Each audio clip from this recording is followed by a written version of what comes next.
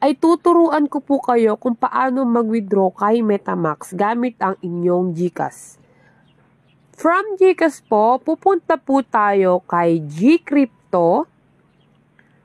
And then, after po natin mabuksan si GCrypto, ay hahanapin po natin si USDT Tron. Siya po ang partnership ni MetaMask na crypto. And then, click receive po tayo. Pagkatapos po, makikita po natin ang QR dyan at yung kanyang address. I-copy po natin yung address ng QR. And then, pumunta po tayo kay MetaMask. Pagpunta po natin kay MetaMask, click po natin ang ating flexible wallet. And then, withdraw. Pagkatapos po ay i-paste natin ang ating withdrawal address na nakuha natin sa GCash. And then all amount.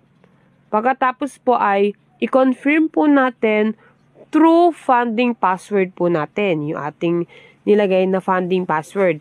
And then magsasuccess po ito. Mag-aantay po tayo ng 2 araw para ma-check kung nag-completed po ang ating withdrawals.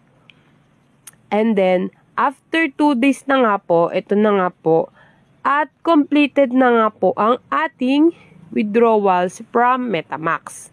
So, makikita nyo po dito, ayan, na nag-completed na po ang winidraw natin na kita kay MetaMask.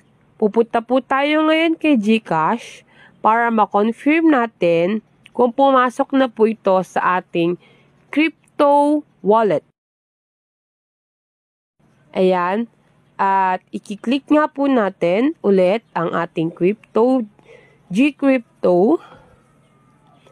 And then, check po ulit natin kay USDT Tether Tron. At ayan na nga po mga ka-easy. At pumasok na po ang ating withdrawal kay MetaMask. Maraming salamat po sa panonood. Samahan niyo pa po ako sa aking ibang mga video tutorial tungkol kay MetaMask.